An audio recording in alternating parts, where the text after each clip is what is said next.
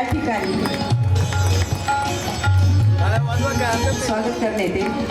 जोरदार अशा टाळ्यांच्या गजरात आपण पाहुण्यांचं स्वागत करूया. या ठिकाणी स्मृतिचिन्ह देऊन सन्मान करण्यात येत आहे.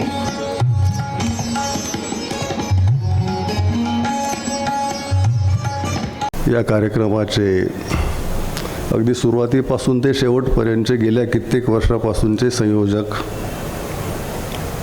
आमचे मित्र दगडूदादा लोमटे. बरेचदा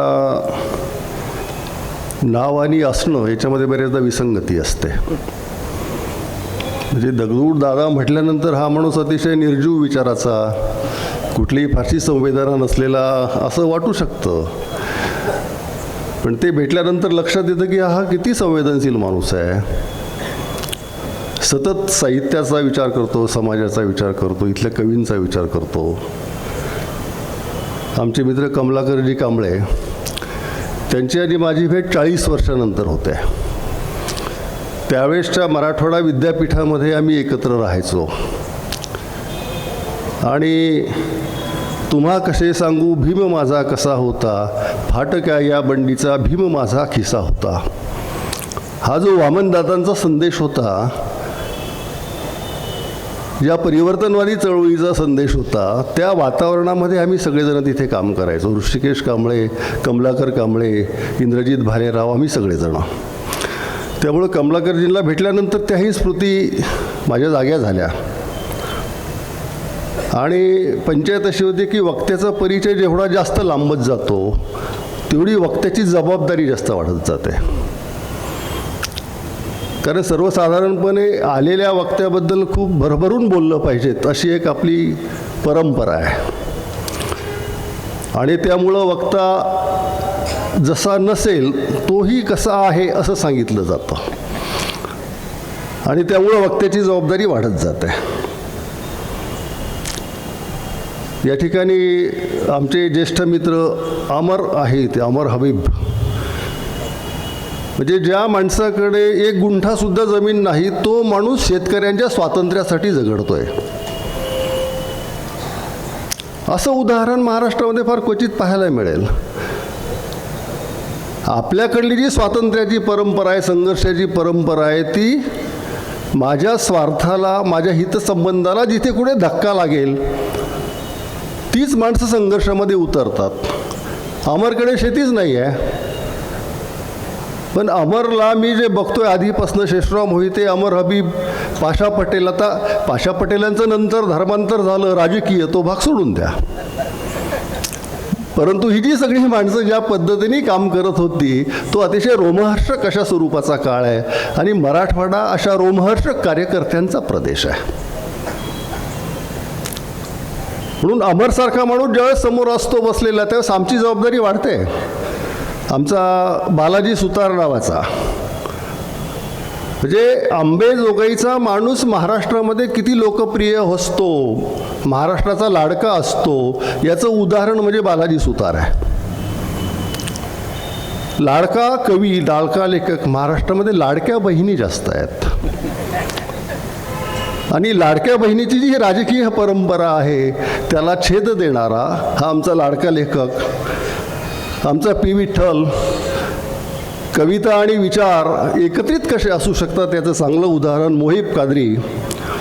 म्हणजे त्याच्या लेखनातनं मला सतत साने गुरुजी दिसत असतो. असे कितीतरी खूप सन्माननीय माणसं आपण समोर बसलेली आहात. समोर सतीश नाना आहेत, राजपालजी आहेत. आणि ही जी संध्याकाळ आहे ही संध्याकाळ मला थोडीशी अस्वस्थ करणारी संध्याकाळ वाटते. तशा सगळ्या संध्याकाळी अस्वस्थ करणाऱ्याच असतात. गाय जशी हंबरते तशीच म्हणावी गाणी, देहावरची त्वचा आंधळी चिलून घ्यावी कोणी, असं ग्रेस म्हणतात. पण मला आठवतं अशी एक संध्याकाळ की ज्या संध्याकाळी 1982 साल असावं ते, जालन्याच्या गेस्ट हाऊसला यशवंतराव चव्हाण आले होते. आणि माझा एक मित्र मला भेटायला आला आणि तो म्हटला की यशवंतराव साहेब गेस्ट हाऊसला आलेले आहेत, आपल्याला भेटायचं का. आणि कुठल्या का होईना कारणामुळे मला तिथे जाता आलं नाही. त्यांनी मला जो तपशील दिला होता तो असा की साहेबांना सहज भेटता येईल, कारण साहेबांच्या सोबत कोणीही नाही. कुणीही नाही हा शब्द सगळ्यात महत्त्वाचा आहे. भगवानरावजी लोमटे सर बापू म्हणायचे त्यांना सगळेजण. मला खूपदा भेटायचे. 1994 साली माझं ज्यावेळेस नुकतंच लोकसेवा आयोगाकडून निवड झाली होती, माझा सुरुवातीचा कालखंड या ठिकाणी गेला होता. आणि बापू मला भेटायला नेहमी यायचे आणि आमच्या खूप ऐसपैस गप्पा व्हायच्या. त्यावेळेस कवी म्हणून माझा फारसा उदय वगैरे काही झाला नव्हता, पण मला कवितेची आवड आहे असं बापूंना कळालं होतं. म्हणजे कसं आहे की बीड जिल्हा नावाची जी गोष्ट आहे ना, ती महाराष्ट्रामध्ये सगळ्यांना खूप आकर्षक वाटते. एक स्वतंत्र ओळख असलेला हा जिल्हा आहे, जी ओळख कुठल्याही जिल्ह्याला महाराष्ट्रामध्ये नाही, ती बीडला ओळख आहे. म्हणजे हाबाडा हा शब्द बीड जिल्ह्यांनी मराठी भाषेला दिलेला आहे. अशा कितीतरी गोष्टी आहे. आणि त्याही पलीकडे जाऊन मी सांगेल की क्रांतिसिंह नाना पाटलांसारखा माणूस, जो पहिला वारकरी कॉम्रेड असं म्हणता येईल, तो सुद्धा बीड जिल्ह्यांनी भारताच्या संसदेला दिलेला आहे. की ज्या बीड जिल्ह्यामध्ये दलित, शोषित, कष्टकरी महिला ह्या सगळ्या अग्रस्थानी असायच्या, विचाराच्या केंद्रस्थानी असायच्या, असा हा बीड जिल्हा आहे. तशाच पद्धतीने मराठवाडा जसं अंबेजोगाई हे मराठवाड्याची सांस्कृतिक राजधानी म्हटली जाते, किंवा अंबेजोगाई हे मराठवाड्याचं पुणे आहे असं म्हटलं जातं, हे सुद्धा मला आक्षेपार्ह वाटतं. पुणे अंबेजोगाईसारखं आहे म्हणजे पुण्याचा गौरव करण्यासारखं आहे ते. अंबेजोगाईला एक जी स्वतंत्र ओळख आहे ती अशी आहे की या भाषेमधला पहिला कवी या अंबेजोगाईने दिलाय, मुकुंदराजांसारखा, विवेक सिंधू. दासोपंत या अंबेजोगाईने दिले. लाल चिखल नावाचा जो शब्द मराठी भाषेमध्ये पहिल्यांदा आणला, तो लेखक या अंबेजोगाईच्या कॉलेजमध्ये शिकलेला लेखक आहे. लाल हा शब्दही आपल्याला माहीत असतो आणि चिखलही माहीत असतो, परंतु लाल चिखल जर एकत्र केल्या तर एक अख्खी शेतकरी जमात आमच्या समोर येते, एक शेतकऱ्यांचा समूह आमच्या समोर येतो की ज्याच्या टमाट्याला भाव मिळत नाही म्हणून तो भर बाजारामध्ये त्याच्यावरती नाचतो, वेडा होतो. असा लेखक या बीड जिल्ह्यानेच महाराष्ट्राला दिलेला आहे. असे अनेक संदर्भ आपल्याला देता येतील. राजकारणाच्या पातळीवर प्रमोद महाजन असतील, गोपीनाथजी मुंडे असतील. राजकीय मतभेद सोडून द्या, परंतु इथल्या जनतेचा आवाज, इथल्या बहुजनांचा आवाज देण्याचं काम या बीड जिल्ह्याने केलेलं आहे. म्हणजे यशवंतराव चव्हाणांच्या बद्दल बोलत असताना आपली एक जबाबदारी असते असं मला नेहमी वाटत आलेलं आहे. काय आहे यशवंतराव चव्हाण? म्हणजे ज्या ठिकाणी एक संदर्भ असा आहे की उजनी धरणाचं ज्यावेळेस भूमिपूजन होतं त्यावेळेला यशवंतराव चव्हाणांनी केलेलं एक भाषण आहे. तुझ्या चरणांजवळ 28 युगे ही चंद्रभागा वाहत आली, या चंद्रभागेला उजनीजवळ आज आम्ही थांबवतो आहोत. ज्ञानबा तुकारामाच्या शेतीत आणि झोपडीत विठ्ठला आता तू जा. तुझी भक्ती करणाऱ्या आणि महाराष्ट्राच्या झोपडीत राहणाऱ्या गरीब शेतकऱ्याने आज तुझी चंद्रभागा अडवली आहे. ही महाराष्ट्राची मूळ संस्कृती आहे. आता असं म्हणणाऱ्या यशवंतरावांचा की ज्यांचा उल्लेख आम्ही आधुनिक महाराष्ट्राचे निर्माते, हे आधुनिकत्व नेमकं कशा पद्धतीचं आहे? ते फक्त उद्योगांमध्येच आहे का? ते फक्त साहित्यामध्येच आहे का? ते फक्त संस्कृतीमध्येच आहे का? म्हणजे ज्यावेळेस यशवंतराव चव्हाण असं म्हणतात की या देशामधला 2.5 एकर शेती असणारा जो अल्पभूधारक आहे त्याला सुद्धा असं वाटलं पाहिजे की हा देश माझा आहे, हा देश माझा आहे असं वाटणं म्हणजे नेमकं काय असतं? म्हणजे ज्यावेळेस नामदेव ढसाळांसारखा एखादा कवी ज्यावेळेस म्हणत असतो की स्वातंत्र्य हे कोण्या गाढवीचं नाव आहे, स्वातंत्र्याची संकल्पना नेमकी काय? मला फक्त राजकीय स्वातंत्र्यच पाहिजे का? स्वातंत्र्यानंतरही स्वातंत्र्य मिळवणं आवश्यक असतं आणि ते स्वातंत्र्य आर्थिक, सामाजिक, सांस्कृतिक सगळ्याच पातळींवरती स्पर्श करणारं आणि इथल्या प्रत्येक माणसाला असं वाटलं पाहिजे की हा देश माझा आहे. आणि दुर्दैवानं जे यशवंतराव चव्हाण चंद्रभागेला अडवत असताना असं म्हणतात की हा जो विठ्ठल आहे मला इथल्या शेतकऱ्यांच्या शेतामध्ये खेळवायचा आहे, इथला शेतकरी हा खऱ्या अर्थाने विठ्ठल आहे. त्याच महाराष्ट्राचा प्रवास नंतरच्या काळामध्ये काय डोंगर काय झाडी या दिशेने झालेला आहे. म्हणजे ज्या राजकीय संस्कृतीबद्दल आम्ही बोलत असतो, राजकीय संस्कृती ही राज्यशास्त्रामधली संकल्पना आहे. संस्कृतीत म्हणत असताना त्यात एक सभ्यता अपेक्षित आहे. ज्या काही सभ्यता असतात आपल्या जगण्याच्या पातळीवरती, या सभ्यता कोणी निर्माण केल्या? या चक्रधरांपासून सगळ्या परंपरे निर्माण केलेल्या, अगदी शरद जोशींपर्यंत.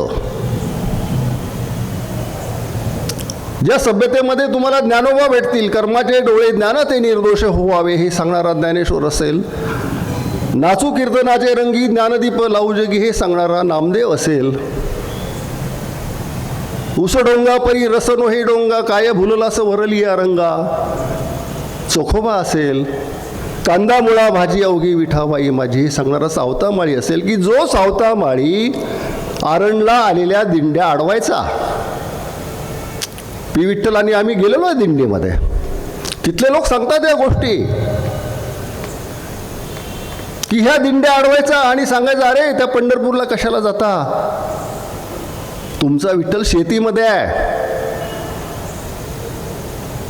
आणि त्यातून मग अशा स्वरूपाची एक रचना आपल्या समोर येते की कांदा मुळा भाजीमध्ये विठ्ठल बघणारा सावता माळी, की जो विठ्ठलाच्या दर्शनासाठी पंढरपूरला जात नाही, पण काही दिवसांनंतर पंढरपुरावरून काही दिंड्या निघतात की त्या दिंड्यांमधून विठ्ठल हा सावता माळ्यांच्या भेटीला आरणगावला जातो. ही आपली परंपरा आहे. शेती हे तुमच्या आणि माझ्या जगण्याचं केंद्र आहे. हे फक्त महात्मा गांधींनी नाही सांगितलं, त्या आधीपासून सांगितलं. चक्रधरांनी हेच सांगितलं, एक एक कोठीचे जीव बैल भांडेती जुजेची परी कुसास कुस लावणी बैसेती. हे सहजीवनाचं तत्वज्ञान आहे. परंतु हे जे काही सहजीवनाचं तत्वज्ञान आहे की जे महाराष्ट्राच्या भूमीमध्ये जी एक खास मराठी संस्कृती आहे तिने रुजवलं होतं. आपल्या सगळ्यांना माहीत आहे की साधारणतः 13व्या-14व्या शतकामध्ये या महाराष्ट्रामध्ये जवळपास 150च्या वर मुस्लिम कवी भक्ती संप्रदायामध्ये काम करत होते. या महाराष्ट्राने हे सहजीवनाचं तत्वज्ञान आपल्यामध्ये रुजवलेलं आहे. आणि तिथून जे आपण आलेलो आहे ते डिव्हाइड अँड रूल जे धोरण ब्रिटिशांनी लावलं, त्याच पद्धतीने Hindu versus Muslim, Vanjari versus Maratha, OBC versus Maratha, Mali versus Dhangar, अशा स्वरूपाच्या ह्या जातीय जो संघर्ष आहे, जातीय यादवी, याच महाराष्ट्रामध्ये आजच्या काळामध्ये निर्माण केली जाते. मी हे जे सगळं सांगतोय ते यशवंतराव चव्हाणांचा जो की राजकीय सुसंस्कृतपणा होता त्या पार्श्वभूमीवर मी तुम्हाला सांगतोय. यशवंतरावांचं एकूण लेखन, ज्याला मी यशवंतवाद असं म्हणतो, की तुम्ही बघा ना, सह्याद्रीचे वारे साधारणतः 1958 ते 62 पर्यंत लिहिलेले ते लेख आहेत सगळे. म्हणजे या काळामध्ये सुद्धा हा माणूस कशा रीतीने विचार करत होता. अमर, तुम्हाला माहिती असेल की त्यावेळेला मराठवाडा कृषी विद्यापीठ झालेलं नव्हतं, परंतु परभणीला कृषी महाविद्यालयाची पायाभरणी करायची होती. त्या पायाभरणीला यशवंतराव चव्हाण आले होते आणि त्या ठिकाणी त्यांनी सांगितलं होतं की हे जे काही महाविद्यालय, कृषी महाविद्यालय आम्ही तयार करतोय, हे कृषी महाविद्यालय फक्त अधिकारी आणि प्राध्यापक निर्माण करण्यासाठी आम्ही करत नाहीत. या कृषी विद्यापीठाने जो काही शिकून तयार होणारा मुलगा असेल, जो काही युवक असेल, त्या युवकांनी या ठिकाणी कृषी क्रांती घडवली पाहिजेत. त्यांनी हातामध्ये नांगर घेतला पाहिजेत. त्यांनी बैलांवरती प्रेम केलं पाहिजेत. म्हणजे जे कर्मवीर भाऊराव पाटील नंतरच्या काळामध्ये किंवा त्या दरम्यानच्या काळामध्ये सांगतात की ज्या वेळेला शेतकऱ्यांच्या मुलाच्या हातामध्ये शिक्षणाबरोबरच नांगर येईल, त्यावेळेलाच तो मूठ उगारण्यासाठी सक्षम होऊ शकेल. शेतकरी स्वातंत्र्याची लढाई ही आत्तापासूनची नाही आहे, फार जुनी लढाई आहे ती. अगदी गाथा सप्तशतीमध्ये सुद्धा, गाथा सप्तशती हा साधारणतः इसवी सनाच्या 2ऱ्या-3ऱ्या कालखंडामधला हा ग्रंथ आहे. त्याच्यामध्ये सुद्धा तुम्हाला ते सगळं पाहायला मिळतं. सांगण्याचा मुद्दा असा आहे की हा जो यशवंत विचार आहे, त्या यशवंत विचाराचं दर्शन सह्याद्रीचे वारेमधून अनेक अंगांनी आपल्याला होतं.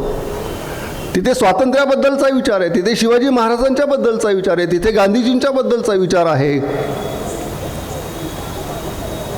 आणि एकूणच इथला तरुण, इथलं शिक्षण हे कसं असावं ह्याच्याबद्दलच्या भूमिका यशवंतरावांनी सातत्याने मांडलेल्या आहे. की ग्रीक तत्त्वज्ञानामध्ये फिलॉसॉफर किंग ही एक संकल्पना मांडली जाते. तत्त्वज्ञ राजा. राजाचं स्वतःचं जर काही चिंतन असेल तरच तो समाजाला देऊ शकेल ना.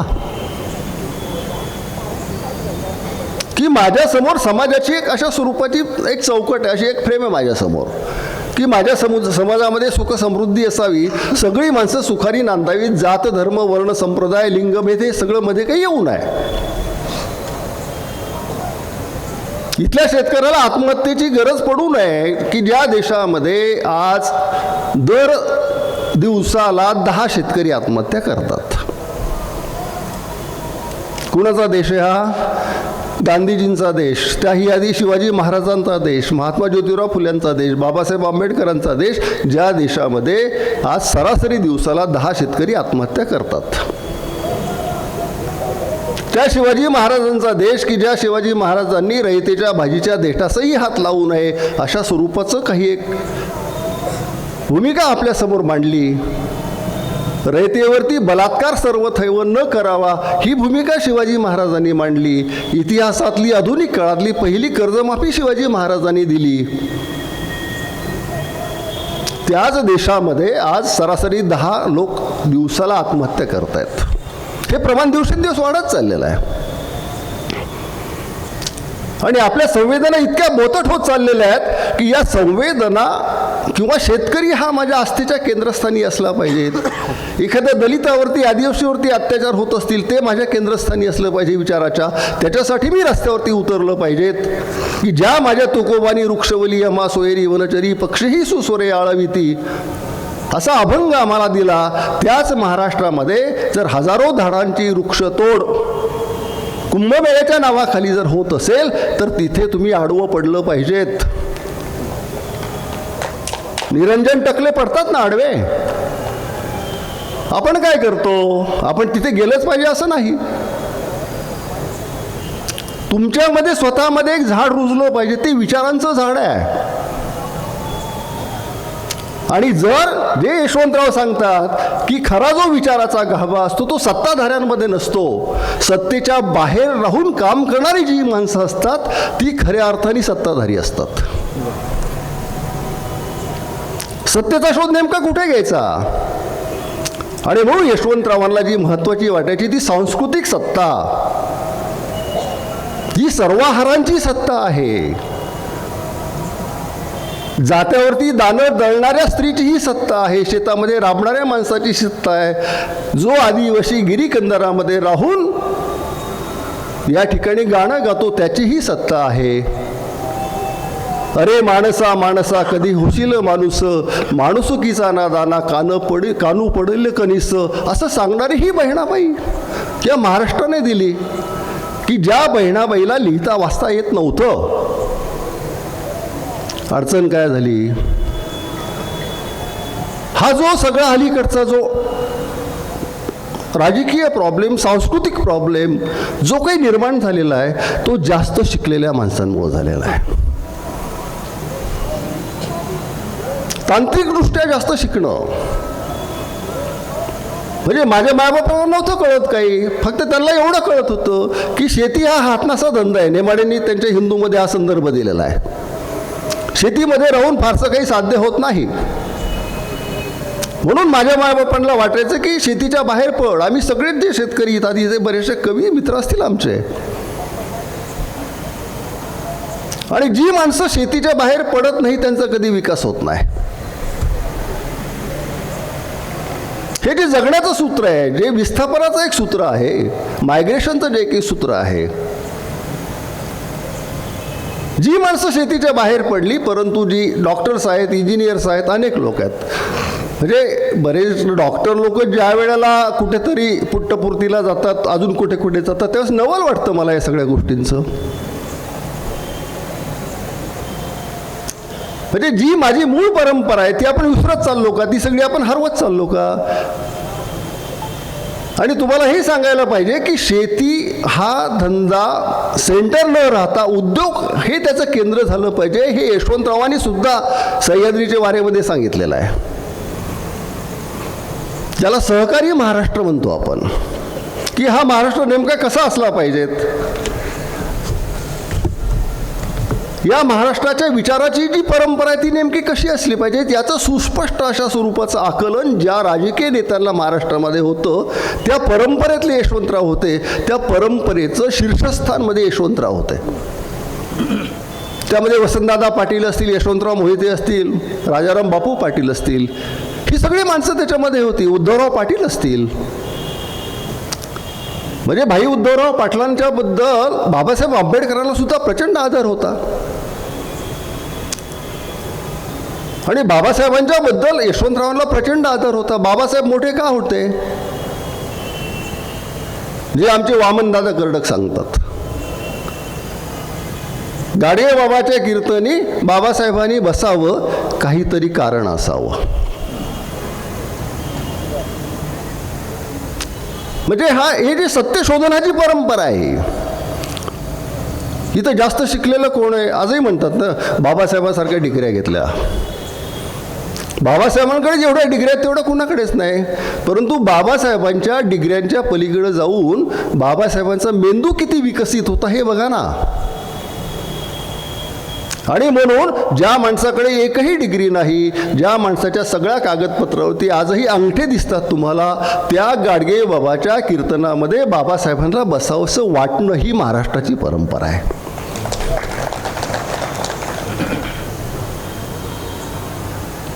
म्हणून समाज कुजवण्याची जी एक प्रोसेस असते ना, संपवण्याची जी प्रोसेस असते, जी प्रक्रिया असते, तिला थांबवण्याचं काम करणारी एक आपली परंपरा आहे. विद्येविना मती गेली, मतीविना गती गेली, गतीविना वित्त गेले, वित्तविना शूद्र खसले, एवढे सगळे अनर्थ एका अविद्येने केले, हे सांगणारा महात्मा ज्योतिराव फुले, महत्तम महात्मा असं मी म्हणेल. आपल्याला काहीच कळत नाही, महात्मा ज्योतिरावांना ते कळतं. की महात्मा ज्योतिराव फुले सांगतात की शेतकऱ्यांमध्ये जन्मलेला पहिला साधू म्हणजे तुकोबा, आणि शेतकऱ्यांमध्ये जन्मलेला पहिला राजा म्हणजे शिवाजी. शेतकऱ्याच्या आसूडमधले हे संदर्भ आहेत. हे मी का सांगतोय, यशवंतरावांना जर तुम्हाला विचारात घ्यायचं असेल तर ही महाराष्ट्राची परंपरा विचारात घ्यावी लागते, की जी परंपरा यशवंतरावांच्या विचाराचं केंद्र राहत आलेली आहे. त्यांनी अंधभक्ती कधीच केली नाही. एक छोटासा प्रसंग आहे. नांदेड जिल्ह्यामध्ये एक बामणी फाटा काहीतरी एक फाटा आहे मध्ये, मानेवाडी फाटा, तिथला हा प्रसंग सांगतात. बरं, यशवंतराव नागपूरला निघाले होते. त्या काळामध्ये मुख्यमंत्र्यांच्या सोबत एवढ्या गाड्या असण्याचं की कारण नव्हतं ना, कारण त्यावेळेसचे जे मुख्यमंत्री होते ते मुख्यमंत्री नव्हते, ते लोकमंत्री होते. आणि त्या फाट्यावर आल्यानंतर असं गाड्या चाललेल्या आहेत आणि एक म्हातारा गृहस्थ तिथे फाट्यावरती उभा आहे असं यशवंतरावांना दिसलं. काय वाटलं त्यांना माहिती नाही. त्यांनी गाडी थांबवायला सांगितली. ते उठले, गाडीतून उतरले आणि त्या शेतकऱ्याजवळ गेले. बाबा कश काय उभे आहात इथे म्हणे. बाबांनी सांगितलं की हदगावच्या तहसीलमध्ये 2-3 महिन्यापासून चक्रा मारतोय, माझा 7-12 मला मिळत नाही म्हणे. कसं काय नाही मिळत म्हणे. नाही म्हणे ते पैसे मागतात, काय काय सगळं असं चाललंय बाबा म्हणे. आता हा महाराष्ट्राचा मुख्यमंत्री आपल्याशी बोलतोय हे त्या शेतकऱ्याला माहितीच नाही ना. साहेब उतरले म्हणून बाकीचे लोक उतरले, सगळे गोळा झाले. ठीक आहे ना बाबा, काळजी करू नका, 2 दिवसात तुमचा 7-12 मिळून जाईल तुम्हाला. त्यानंतर मुंबईला कॅबिनेटची मीटिंग होती आणि यशवंतराव साहेब असं म्हटले की मी आज राजीनामा देणार आहे मुख्यमंत्रीपदाचा. तो का, ज्या महाराष्ट्रामध्ये ज्या माझ्या शेतकऱ्याला त्याच्या हक्काचा 7-12 मिळत नसेल त्या महाराष्ट्राचा मुख्यमंत्री म्हणून काम करण्यात मला रस नाही,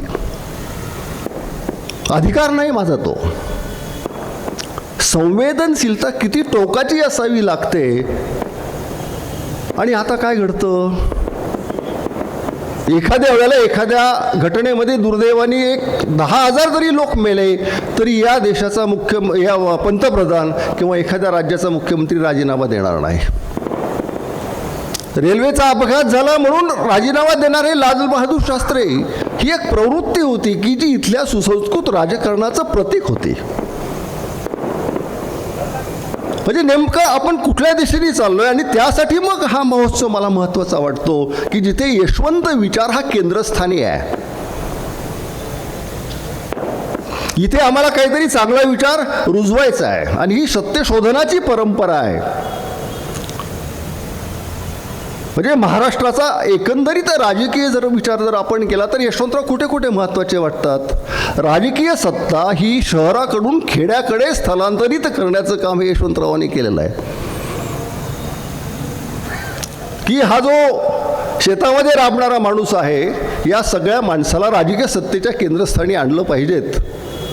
हा माणूस आमदार झाला पाहिजे, खासदार झाला पाहिजे. आणि तुमच्या लक्षात येईल नांदेडपासनं ते अख्ख्या मराठवाड्यामध्ये इकडे बाबूराव आडसकर असतील, तिकडे आमच्याकडे पद्मश्री शामराव कदम असतील आणि महाराष्ट्रावर सगळीकडे ही सगळी माणसं यशवंतरावांनी उभी केलेली आहे त्या माणसामध्ये त्या काळामध्ये. म्हणजे जे महात्मा ज्योतिराव फुल्यांचा विचार आहे, मी यशवंतरावांना तत्त्वज्ञ राजा का म्हणतो, तत्त्वज्ञ राज्यकर्ता का म्हणतो, तर यासाठी आहे की महात्मा फुल्यांनी असं सांगितलं होतं की शूद्र जर सत्तेच्या केंद्रस्थानी आले, शूद्र जर राज्यकर्ते बनले तर शूद्रांची सत्ता किंवा शूद्रांचं राज्य या ठिकाणी प्रस्थापित होईल, त्यांच्या दुःखाचं निवारण होईल. म्हणजे इथला जो ब्राह्मण्यवाद आहे, मी ब्राह्मण या शब्दाला माझा विरोध नाही आहे, जी वृत्ती आहे त्या अर्थाने बघतो मी की ज्या महात्मा फुल्यांचे अतिशय जवळचे मित्र रानडे होतेच की. परंतु हा जो माणूस आहे सत्तेमध्ये आला पाहिजे, तिथला जो दलित असेल, इथला शेतकरी असेल, इथला बहुजन असेल, हा सत्तेच्या केंद्रस्थानी आला पाहिजे. कारण काय, त्याला दुःख काय असतं हे माहिती असतं. दुःख निवारणासाठी दुःखाची जाणीव असणं हे सगळ्यात महत्त्वाचं असतं. आणि तीच भूमिका यशवंतराव घेतात की जो बहुजनवाद आहे, बहुजनवाद ही संकल्पना पहिल्यांदा विठ्ठलरामजी शिंदेंनी आपल्याकडे रुजवलेली आहे. बहुजन म्हणजे कोण, ज्याच्याकडे काही नाही आहे, कुठली साधनं नाही आहेत, तो बहुजन. हा जो बहुजनवाद आहे हा राजकीय संदर्भामध्ये, सांस्कृतिक संदर्भामध्ये यशवंतरावांनी पहिल्यांदा आपल्याकडे रुजवला. म्हणजे जे महात्मा ज्योतिराव फुल्यांसारख्या एका थोर अशा स्वरूपाच्या समाजसुधारकाला वाटतं तेच यशवंतरावांना वाटत होतं. कारण यशवंतरावांनी फुले वाचलेला होता. आपल्याला सगळ्यांना हे माहिती असेल की यशवंतराव चव्हाण सकाळी 4 वाजता उठत आणि 4 वाजता उठून ते वाचन करायचे. ज्या वेळेला महाराष्ट्रामध्ये सगळीकडे वेगळ्या सभा समारंभांना ते जायचे त्यावेळेला मराठी साहित्यामध्ये नवीन काय प्रकाशित झालं हे इथल्या लेखकांना माहिती नसायचं, पण ते यशवंतरावांना माहिती असायचं. महानवरांची कविता किती श्रेष्ठ आहे, सुधाकर गायधनी कशी कविता लिहितो, लक्ष्मण माने काय करतो, हे सगळं यशवंतरावांना माहिती असायचं. जे कवींना माहिती नसायचं, तसं कवींना बऱ्याचशा गोष्टी माहिती नसतातच. एक स्वतःच्या पुरतं एक केंद्र त्यांनी तयार करून घेतलेलं असतं. म्हणजे माझ्या साहित्याशिवाय मी दुसरं काही वाचलं पाहिजेत, ही जी एक व्यापक भूमिका असावी लागते, ती अजून मराठी साहित्यामध्ये तशी पाहिजे तशी रुजलेली नाही आहे. हेच यशवंतराव चव्हाण असे होते की एक संध्याकाळ अशी आहे की वेणुताई चव्हाणांनी, या शाळेचं नाव वेणुताई आहे, पेढ्याचा एक बॉक्स मागवला आणि सगळ्यांना वाटायला सुरुवात केली. अरे सगळ्यांना पेढे द्या. सगळ्यांनी विचारलं काय झालं एवढं महत्त्वाचं. नाही म्हणे, आमच्या सातारा जिल्ह्यातला जो लक्ष्मण माने आहे ना, त्याला साहित्य अकादमीचा पुरस्कार मिळालेला आहे. म्हणजे माझ्या जिल्ह्यातल्या एखाद्या लेखकाला अकादमीचा पुरस्कार मिळतो, ह्याचा आनंद वेणुताईंनी आणि यशवंतरावांनी साजरा करावा, इतका थोर हा राज्यकर्ता होता. जी संवेदनशीलता म्हणतो ती अशा पद्धतीची असायला पाहिजे. कृष्णा काठ हे नाव कोणी सुचवलेलं आहे माहिती आहे तुम्हाला? भालचंद्र नेमाडेंनी सुचवलेलं आहे. आणि त्यानंतर कोयना काठ वगैरे हा सगळा प्रवास पण यशवंतराव साहेब अचानक गेले. म्हणजे ही जी अशा स्वरूपाची संवेदनशीलता असते ती आपल्या महाराष्ट्र संस्कृती नावाची जी गोष्ट आहे, महाराष्ट्र धर्म आपण त्याला म्हणतो. महाराष्ट्र धर्म नेमका काय बाबा? बहुजनवाद म्हणजे नेमका काय आहे? भारतीय असणं म्हणजे नेमकं काय? भारतीत्व काय आहे? आपल्याकडे बरेचसे आयडेंटिटी क्रायसिस आहेत. मी भारतीय आहे म्हणजे मी मुसलमान नाही, मी भारतीय आहे म्हणजे मी हिंदू नाही, मी भारतीय आहे म्हणजे मी ख्रिश्चन नाही, असं नसतं. सगळ्यांच्या वर जाणारं ही भारतीयत्व नावाची संकल्पना असते. पण आपली ज्यावेळेस आपल्याला ओळख पटत नाही त्यावेळेला बरेचसे प्रश्न निर्माण होतात. त्यातले हे अलीकडचे प्रश्न आहेत की मी काय आहे हे मी ओळख चाललो आहे, विसरत चाललेलं आहे. हे जे आत्मभान होतं ते यशवंतरावांना किती तीव्रपणे होतं ते सगळं त्यांच्या लेखनामधनं आपल्याला पाहायला मिळतं. आणि यशवंतरावांनी जी काही भूमिका मांडली ती महाराष्ट्र धर्म पुढे नेणारी आहे. महाराष्ट्र धर्माच्या दोन परंपरा आपल्याकडे प्रामुख्यानं. एक परंपरा ही विका राजवाडींनी मांडलेली परंपरा आहे की ज्या परंपरेमध्ये समर्थ रामदास वगैरे अशी सगळी माणसं येतात. आणि दुसरी परंपरा राजाराम शास्त्री भागवत रानडे या सगळ्या मंडळींनी मांडलेली, त्याच्यामध्ये चक्रधरांपासनं तुकोबा, महात्मा ज्योतिराव फुले हे सगळे लोक त्याच्यामध्ये येतात, शिवाजी महाराज. या दोनही परंपरा भिन्न अशा स्वरूपाच्या परंपरा आहे. परंतु राजवाड्यांनी मांडलेली परंपरा ही काय सांगते? टाळकुट्यांनी महाराष्ट्र बुडवला. म्हणजे काल परवाच मी बुलढाण्याला गेलो होतो आणि मी तिथे सांगितलं होतं की आपली जी भक्ती चळवळ आहे महाराष्ट्रामधली ती फक्त भक्ती चळवळ नाही, ती अभिव्यक्ती चळवळ आहे. मला व्यक्त व्हायचं आहे, मला बोलायचं आहे, माझ्या समाजाबद्दल मला बोलायचं आहे. विष्णुमय जग वैष्णवाचा धर्म, भेदाभेद भ्रम अमंगळ ही भूमिका मला मांडायची असा अट्टहास तुकोबासारखा संत ज्यावेळेस करत असतो त्यावेळेला महाराष्ट्र धर्म नेमका कुठल्या जातीचा आणि धर्माचा हे आपल्या लक्षात येतं. कोणाही जिवाळाचा न घडो मस्तर वर्म सर्वेश्वर पूजनाचे. म्हणजे माझे बाबासाहेब ज्या वेळेला प्रिएम्बलमध्ये जे काही सांगत असतात, समता स्वातंत्र्य आणि बंधुतेची भूमिका मांडत असतात, ती भूमिका या महाराष्ट्र धर्माने अगोदरच मांडलेली आहे. शिवाजी महाराजांचं आज्ञापत्र नावाचं पुस्तक वाचा, त्याच्यामध्ये तुम्हाला लोकशाही दिसते, सगळ्या संतांच्या लेखनामध्ये लोकशाही दिसते. आणि हाच महाराष्ट्र धर्म पुढे नेण्याचं काम आधुनिक काळामध्ये यशवंतराव चव्हाणांनी केलेलं आहे. यशवंतरावांचा विचार हा फक्त विचार म्हणून आपल्या समोर नाही, मग फील्डवरती काय काम केलं पाहिजेत, माणसांना कसं बळ दिलं पाहिजेत. इथली शेती आहे, नुसती शेती करून भागणार नाही, शेतीवरती प्रक्रिया, शेतमालावरती प्रक्रिया करावी लागेल. म्हणून यशवंतरावांनी कारखाने उभे केले, सूतगिरण्या उभ्या केल्या, ऑइल मिल उभ्या केल्या, असे वेगळ्या स्वरूपाचे उद्योग या ठिकाणी उभे केले. कारण आपल्याला माहिती आहे की बाजारामध्ये 20 रुपये किलो बटाटे मिळतात, परंतु एका बटाट्यापासून ज्या चिप्स केल्या जातात त्या चिप्सचा पुडा हा 20-25 रुपयाला असतो.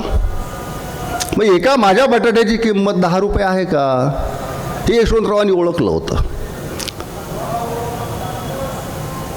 म्हणून सुतापासून अगदी कापसापासून ते वस्त्रापर्यंत हा माझा प्रवास झाला पाहिजेत, तरच ते होऊ शकेल. नाहीतर मग आपल्या पदराला लाल चिखल हा कायम बांधलेला असतो. आणि याच भूमिकेतून शरद जोशींनी नंतरच्या काळामध्ये चळवळ उभी केली. शेतमालाला उत्पादन खर्चावर आधारित भाव मिळाला पाहिजेत, हीच भूमिका यशवंतरावांची आहे. खरं म्हणजे शरद जोशी आणि काँग्रेस यांचं फारसं जमायचं नाही, तसं शरद जोशींचं कुठल्याच राजकीय पक्षांशी जमायचं नाही. कारण राजकीय पक्ष हे शेतकरी शोषणालाच बांधील ही त्यांची भूमिका होती.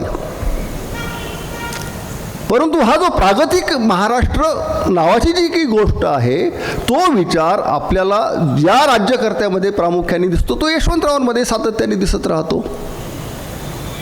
आणि म्हणून आपल्याला दिसतं की कुठलं तरी एक माळरान आहे, त्या माळरानावरती एक कारखाना उभा आहे, तिथे सूतगिरणी उभी आहे. आता एक कारखाना उभा राहतो म्हणजे नेमकं काय होतं तुम्ही बघा. एक कारखाना उभा राहतो आणि एक कारखाना बुडतो. त्या बुडालेल्या कारखान्याच्या भोवतालचं चित्र काय आहे? हवालदिल झालेला शेतकरी, बुडालेला रोजगार, उद्योग व्यवसायांचा ऱ्हास झालेला आहे, असं ते चित्र आपल्या समोर येतं. यशवंतरावांच्या काळामध्ये ज्या ज्या साखर कारखान्यांची पायाभरणी झाली, ज्या सूतगिरण्यांची पायाभरणी झाली, यशवंतराव गेल्यानंतर ते सगळे कारखाने आणि सूतगिरण्या ढासळायला सुरुवात झाली आणि त्यांचं खाजगीकरण व्हायला सुरुवात झाली. म्हणजे ज्या यशवंतरावांनी पहिल्यांदा महाराष्ट्रामध्ये आशिया खंडातला पहिला जो प्रवरानगरचा सहकारी साखर कारखाना, विखे पाटील त्यांच्याकडे गेले होते, साहेब मला कारखाना काढायचा आहे. त्यांना सांगितलं होतं यशवंतरावांनी, याला पोतभर पैसे लागतात. मग त्या प्रवरेच्या खोऱ्यामध्ये विखे पाटील फिरले आणि त्यांनी खरोखरच पैसा जमा केला पोत्यानी, शेअर कॅपिटलच्या स्वरूपामध्ये. आणि साहेबांना तर त्या हे बघा, तुम्ही सांगितलं पोतभर पैसा लागतो, आम्ही आणलेला आहे. आणि त्यानंतर त्या कारखान्याचं उद्घाटन करण्यासाठी यशवंतरावांनी पंडित जवाहरलाल नेहरूंना तिथे आणलं होतं. त्या पंडितला जवाहरलाल नेहरूचं त्यावेळेसचं जे भाषण आहे ते असं आहे की देशामध्ये सगळीकडे खूप सारी मंदिरं असतील, परंतु खरी मंदिरं ह्या साखर कारखाने आणि सूतगिरण्या आहेत की जे माणसांना उभं करतात. म्हणून आपल्या समाजाचा आत्मा नेमका काय आहे, आपल्या समाजाची नाडी काय आहे आणि सृजनशीलता नावाची गोष्ट काय असते. सृजन हे फक्त कविता लिहिणं, कादंबऱ्या लिहिणं, कथा लिहिणं अशा स्वरूपाचं नाही. जे महानोरांनी सांगितलं, मोडलेल्या माणसांचे दुःख ओले झेलताना, त्या दिनांच्या उशाला दीप लावू झोपताना. सृजनशीलतेचं हे रूप असतं की जी सृजनशीलता प्रत्येक राज्यकर्त्याच्या अंगी असली पाहिजेत. राज्यकर्ता हा विध्वंसक असता कामा नये. राज्यकर्ता जर विध्वंसक झाला तर किती अडचणी आपल्या समोर येतात हे आज आपण बघतो. किंवा प्रत्येक काळामध्ये, कुठलाही काळ, मला कुठल्याही राजकीय पक्षाबद्दल नाही बोलायचं,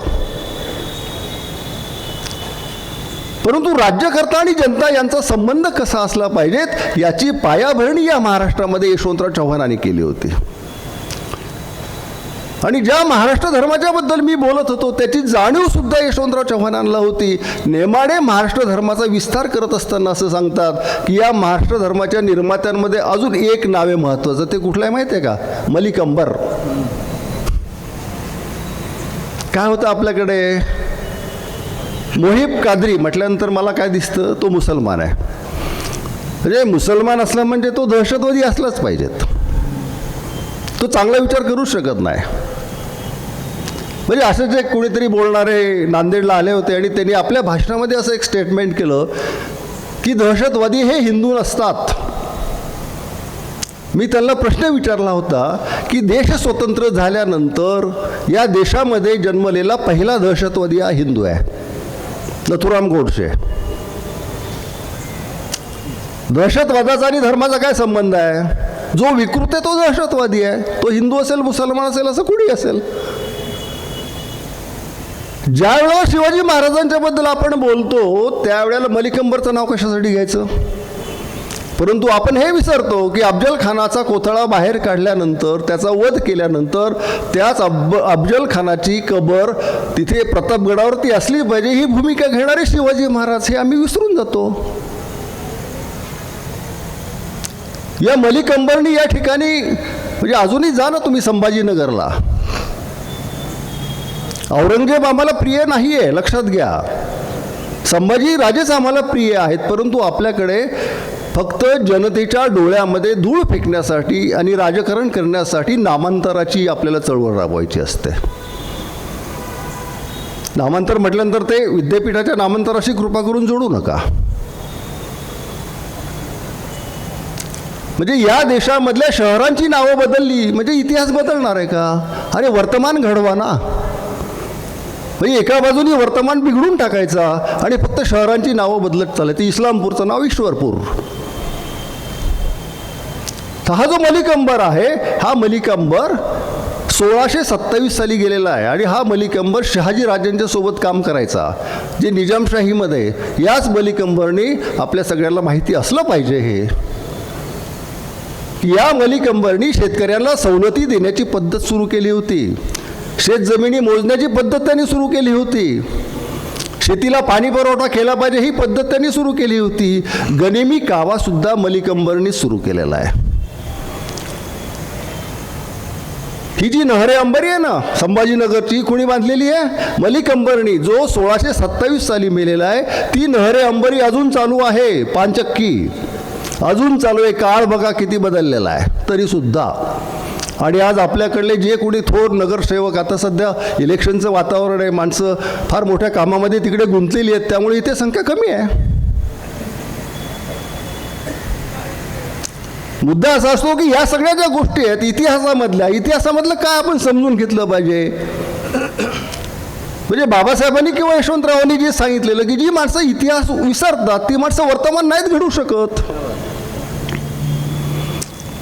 तुम्हाला वर्तमान जर घडवायचं असेल तर हे सगळं तुमच्या समोर असलं पाहिजे. तुमच्या विचारांच्या परिप्रेक्षामध्ये ते सगळं असलं पाहिजेत. मला गोब्राह्मण प्रतिपालक शिवाजीची गरज नाही. मला रयतेचा राजा शिवाजी, की जो ज्योतिराव फुलेंनी मांडला पोवाड्याच्या रूपाने 1669 साली, ज्या ज्योतिराव फुल्यांनी दक्षिणा प्राईज कमिटीसाठी हा पोवाडा स्पर्धेसाठी लिहिलेला होता. सत्ता तुझी राणीबाई, हिंदुस्थानी जागृत नाही, डोळे उघडणं पाही, सगळीकडे भटशाही, अशा स्वरूपाचा त्याचा शेवट आहे. ज्याच्यामध्ये महात्मा ज्योतिराव फुले यांनी शिवाजी राजांवरती कुठले संस्कार झालेले आहेत. म्हणजे भटशाही म्हणत असताना इथे जे कुणी आमचे ब्राह्मण मित्र असतील त्यांनी वाईट वाटून देऊ नका बरं, लक्षात घ्या. इथे आमच्याकडे ब्राह्मणांमध्ये लोकहितवादी, रानडे ही सगळी माणसं आली आहेत ना, की ज्यांनी महात्मा फुल्यांनी जे तत्त्वज्ञान मांडलं तशा स्वरूपाचं तत्त्वज्ञान त्या काळामध्ये मांडलेलं आहे. म्हणजे ह्या ज्या भूमिका असतात इतिहासाला समजून घेण्याच्या, त्या भूमिका यशवंतरावांच्या लेखनामध्ये वारंवार दिसतात. शिवनेरीवर गेले असताना यशवंतरावांनी जे भाषण केलेलं आहे ते मुळातून वाचल्यासारखं आहे. त्या काळामध्ये काही लोक गमतीनं त्यांना आधुनिक महाराष्ट्राचे शिवाजी असं म्हणायचे. त्याला विरोध केलेला आहे आपल्या यशवंतराव चव्हाणांनी. शिवाजी महाराज हा जगाच्या पाठीवर एकच आणि एकदाच होत असतो, पुन्हा पुन्हा नाही होत. फक्त शिवाजी महाराजांचे जे विचार आहे ते आम्ही जास्तीत जास्त किती या ठिकाणी रुजवू शकतो त्याचा फक्त आम्ही विचार करू शकतो. म्हणून यशवंतरावांनी एका ठिकाणी एक विधान केलं होतं की शेवटी माझे पाय मातीवर उभे आहेत आणि या मातीतच मला परत यायचे आहे, हे मला विसरून चालणार नाही. आपल्या मुलांना लागलेली माती जी माणसं विसरतात ती माणसं समाजाचा विकास कधीच घडवून आणू शकत नाही. महाराष्ट्राची ही जी की उज्ज्वल अशा स्वरूपाची परंपरा आहे, ही सगळी परंपरा आपल्या मुळांचा शोध घेणारी परंपरा आहे. माझी मुळं नेमकी काय आहेत? माझं विठोबा हे जे की माझं दैवत आहे, इथल्या महाराष्ट्रातला, इथल्या कष्टकऱ्यांचा, इथल्या शेतीवाडीत राबणाऱ्या माणसांच्या, इथल्या दलितांचं ते कष्टकऱ्यांचं प्रतीक आहे. आणि हाच माझा जो शेतकरी आहे हा लाखोच्या संख्येने दिंडीमध्ये जातो. मला कधी कधी असं वाटून जातं की या महाराष्ट्रामध्ये जर दिंडी नसती तर दिवसाला जे 5-10 शेतकरी आत्महत्या करतात तर 100 शेतकऱ्यांनी आत्महत्या केल्या असत्या. याचं कारण असं आहे की या माणसाला आत्मबळ देण्याचं काम इथल्या भक्ती परंपरेने, इथल्या विचार परंपरेने केलेलं आहे. यशवंतराव चव्हाणांचा हा स्मृती समारोह खरं म्हणजे महाराष्ट्रामध्ये अशा स्वरूपाचा समारोह हा एकमेव असावा. की यशवंतरावांचं साहित्यावरती प्रेम होतं म्हणून इथे कवी आहेत, यशवंतरावांचं संगीतावरती प्रेम होतं म्हणजे हेच यशवंतराव ज्या वेळेला रणजित देसाईने बहुतेक स्वामी कादंबरी लिहिली, ती वाचली आणि आपल्या हातातली अंगठी काढून त्यांनी रणजित देसाईंच्या हातामध्ये घातली होती. असा एक सुसंस्कृत राज्यकर्ता या महाराष्ट्राने देशाला दिलेला आहे. सह्याद्री हिमालयाच्या मदतीला धावणं ही गोष्ट साधी नसते. खरं म्हणजे सह्याद्री होणं हीच एक फार मोठी गोष्ट आहे. आता आपल्याकडे काय झालं की सह्याद्री होणं ही प्रोसेस थांबलेली आहे आणि टेकड्या पण नाही, ज्याला एक छोटे छोटे डबके अशा स्वरूपाचं हे राजकारणाचं स्वरूप निर्माण झालेलं आहे. ह्याला बदलवण्याचं काम अशा स्वरूपाचे कार्यक्रम करत असतात आणि या निमित्ताने आपण एक वेगळ्या स्वरूपाचं आत्मचिंतन करायचं असतं. ते करण्याची शक्ती या माध्यमातून आपल्याला मिळाली पाहिजेत. हे फक्त विरोधी कार्यक्रम नाही आहेत. म्हणून महाराष्ट्राच्या या विचार परंपरेचा जागर हा या माध्यमातून दगडूजी लोमटे आणि त्यांचे सगळे सहकारी या ठिकाणी करतायत. ही फार मोठी गोष्ट आहे. आपण या ठिकाणी मला बोलावलं आणि उद्घाटन वगैरे फार औपचारिक शब्द आहेत, परंतु यामध्ये सहभागी होण्याची संधी मला दिली त्याबद्दल मी आपले मनपूर्वक आभार मानतो आणि थांबतो. जय महाराष्ट्र.